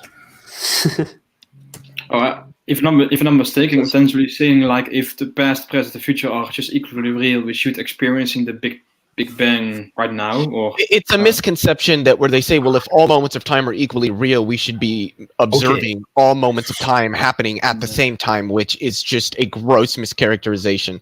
Yeah. So the best way that I can at least intuitively give somebody an intuitive picture of tenseless time is to use space as sort of an analog. So imagine you go on a vacation to Germany. You're in Germany. You're experiencing what's going on in Germany, but then your vacation is over and you leave because you're no longer where Germany is to be experiencing what's happening in Germany, did Germany stop existing? Well, no, it still exists. There's still things going on in it. You're just not there to be experiencing it. So same thing with time. Let's take 1945. 1945 exists. It doesn't exist right now because right now just isn't the thing, but it still exists and there's things happening in it. We're just not there to be experiencing them. So in the same way you would say, well, Germany exists. It doesn't exist right here, but unless you're in Germany, but it still exists somewhere in space and there are still things happening there. You can also say, well, 1945 exists. It doesn't exist right now, but it still exists somewhere in time and there are things happening there. So, Stupid Horror Energy, I apologize, but you said you have a PhD in blowjobs, and your next comment was that you're still at work. I apologize, but I put the. I don't know if you wanted to put those two consecutively. I don't know. Are you familiar with the time slice through space-time, Leo? What? The time slice. When I think of a time slice, or now slice, a now slice. What comes to my mind is a Cauchy surface, or a now slice. I don't know what that means. Like if you if you move towards one direction, your sense of now changes with respect to space-time, like the angle of the now slice. I don't know what a now slice is. Which brother? I will. Maybe I can show something. I know what a Cauchy surface is, which is in special and general relativity defines an instant of time. But I don't know what a now slice is. How do you spell that? What did you just say? Cauchy, Cauchy. Oh, that's how you pronounce that? Yeah, he's French. Just like everybody says Poincaré, and it's Poincaré because he's French. Yeah. The N, there's not much of an N in it. Augustin Louis Cauchy is who I believe it is. Really? Wow. Yes. My chemistry teacher in high school always called it Aufbau principle, or no, off. What'd you call it? She called it Aufbau or something, but it's Aufbau. That's something that annoyed me because I was in German in high school. What's the other one? Heisenberg? No. Minkowski. Everybody says Minkowski space. It's Minkowski. Minkowski. How you say it? Or everybody says Pauli, like when they're talking about Wolfgang Pauli. No, it's Wolfgang. It'd be pronounced Wolfgang Pauli. Pauli. Actually, I've never thought about that before. Pauli. Huh. I've always called it Pauli's exclusion principle. He says if B theory is true, Leo, do you know the future? If not, why not? Let me ask the same question. Hold on, let me ask the same question, but worded a little differently. If Germany exists, Otangelo, how come you don't know what's going on in Munich right now? It's because I'm not there. I'm not in the future. It exists, but I'm not there. And if I'm not there, then I can't experience what's happening there to tell you. Likewise, I'm not in Munich. Munich still exists. There are things happening in Munich, but I'm not there to experience them, so I can't tell you about them. Oddly enough, Stephanie, some of the stuff that Stephanie is saying is actually making sense in this discussion, which scares the fuck out of me. I don't know about you, but women always scare me. No. God damn it. I also wanted to say that an immutable notorious for doing this immutable Schrodinger instead of Schrödinger. Fucking pansy. Have some people pronounce it in a weird way. They might be referring to something else like Schroeder. Schroeder. Can you see what I'm showing, Leo? Schrodinger. Yes. Like if you Schrodinger. Like I don't know if you are familiar with if you. Yeah, this is the relativity of time essentially. Yeah. If you move in a certain direction, your now slice is cut at a different angle. Yes. With respect to others. Yep. That's what I was talking about. See, this is what I thought you were talking about. I just the now slice was not a term I heard of, and I'm like, I don't want to just assume that he's talking about something when he might not be. But yeah, definitely, 100% correct. Special relativity is very interesting. Otangelo said, but you're not there tomorrow, so you're saying nonsense. What? What? Is this You know, Otangelo like, you have to Grasshole wonder or- how many years of like Is this- education Otangelo's had, because I've had like more intellectual conversations like with a kindergartner at this point. Tomorrow is not now. Well, of course not. There actually technically isn't an objective today, tomorrow, right now, yesterday. Those are how humans define how they experience time consciously. But that isn't how time actually is. Just like, oh man, if you could take a ruler, all 12 inches exist on the ruler. There aren't any ones that exist before the other ones. All of them all exist. You wouldn't say that the inch 5 exists before inch 6. That doesn't make sense. He's trying to look at time. He's trying to look at the B theory of time from an A theory perspective, and I did just no, that's not how it works. And maybe it's a crude analogy. It's like saying like, oh, we are experiencing an up and down. So Oh wait a of minute. course, also up and down. Otangelo has a knockdown argument here that you just cannot get around. I mean, he really nailed us here. It's like holy shit. You know, we're all I know. rushing back. I know Rage will remember, but didn't I give him a pretty intuitive explanation of what time is and how that changes with movement? Yep. Immutable was there too. Yeah. Time is like a spatial dimension that you always have to walk in one direction at all times. Maybe sometimes faster, sometimes slower, but you have to always walk in one direction. And then at one point you pass Germany, and then you never see Germany again. That's it. Yeah. Yeah. One of my favorite aspects of special relativity, I have to be honest, is probably length contraction. And a really good thought experiment is, and it's contrived because if something was moving at the speed, you wouldn't really be able to see it in any meaningful sense. But we're ignoring that. It's contrived, so stick with me. If you were watching a train circling the Earth at 99% the speed of light, that train would look really, really short. Maybe not like literally this short, but it would look a lot shorter than what the train actually is. But the thing is, everything else would look normal. The train would look really, really short. But if you were on the train would look the same length, and everything around you would look really, really short. Relativity. And then there's thought experiments you can do with a tunnel, where if the train isn't moving at all, it fits inside the tunnel. But when you accelerate it, so the person who's looking at I believe the tunnel is the same length as the train. But the person who's looking at the train appears short, and so should be able to fit inside the tunnel. But for the person that's on the train, the tunnel is shorter than the train is. So the train shouldn't be able to fit into the tunnel. And there's all sorts of weird phenomena that come about with this when you consider, well, what if you're on the train and the train goes into the tunnel and then we shut both doors? Well, how would that work when the train doesn't fit in the tunnel?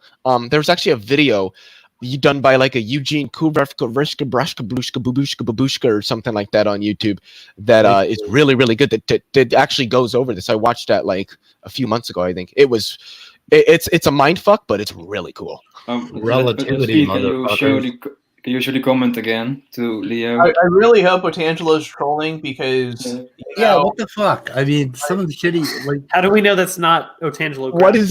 It is him because he's a wrench. This has got to be Grasshole. I don't know. No, I don't know what this means. He took the account. He took. Oh, he evolved. He evolved. Grasshole is stolen the account. I think I know his logic. Like if B theory is true, you could tell the future, so you can know when you will which is be just jackpot. Which is not what it says at all. So naive. So naive. Why didn't you just join us? Like, oh no! What the fuck? Who said that? Who said that? Who the fuck just said that shit? What the fuck? Let me see if I can't find that video, because you guys gotta watch it. It's really cool. It's kind of a mind fuck, but it's really cool. Could you post it in public chat when you find it? Like maybe. I forget which book I was reading. Hold on. They have a good diagram of like someone on a train station and someone on the train with a flashlight. And like, if you shine the light at this angle at the mirror, it would look like the light isn't like actually hitting the mirror or hasn't done anything yet. But to the person on the train, it has done it. And like, I forget what book it was. I have to find it. Yeah, if you were traveling, if you were holding a flashlight and traveling at the speed of light, and you turn the flashlight on, you wouldn't see the flashlight turn on because you're moving it. So you're traveling at the same speed. You turn the photons on, but the photons are traveling with you, so you wouldn't see them go anywhere because you're moving at the same speed they are. Kind of like if me and Immutable went for a run and we're both running at 15 miles an hour, I could look over at him. It's going to look like he's not moving at all because we're moving at the same speed. Yeah, basically. I love when like I'm driving or I'm in a car and like I just see cars like slowly creep up even though they're going like 70 miles per hour. And if you were just standing on the road, you couldn't tell if they were creeping up at all because they just go bam right by you. Yeah. Right. So, guys, I think I'm going to let you guys go, and I'm going to go take a break, get ready for 5, but I'm going to boot you all out at 5. Huh? Well, I'll probably also be heading out because I still have some I still have some stuff lectures to catch up on. Yeah, Doesn't this look like D'Angelo? It does. That's good. Late is that Angelo nothing. just did a logical statement. Like, what is this? What? He has some logical steps. He's like, premise 1, premise 2, therefore. He said that we understand when he's trolling, therefore we understand his propositions and views, and then cites Romans 1:19 through 23, which I'm sure is referring to propositions. Well, that's a good point, though, Tadlow. That's a good Theoretical point. physics. We need Danny here to tell us about propositions. Yeah. You see, you thought I was a double agent, but I was actually a double agent. I was a quadruple agent. Yes. So Romans 1:19 through 23 is the chapter that says, like, we only know the truth through God. So therefore, we only know that he's trolling because of God. Yes, God told me that Otangelo was trolling. That's how I found out. It's the Holy Ghost inside my head. Just as Jesus said, the trolls will inherit the earth. There'll come a day. Yeah, the original translation should have translated to trolls instead of scoffers, but that was lost in the Masoretic text. My Jesus official and the 12 disciplines. My official position is fuck Jesus. The official position of this channel. Fuck them all. Anyway, so I think we'll end this. Hey guys, should we end it? Sure. Okay. Yeah. Sure. Okay. Goodbye, everybody out there. Thank you all for showing up. It's pretty cool. We'll do this 2:00 every day. I think I'm going to try to do it at 2 every day, unless life happens, and sometimes it does. Goodbye, everyone.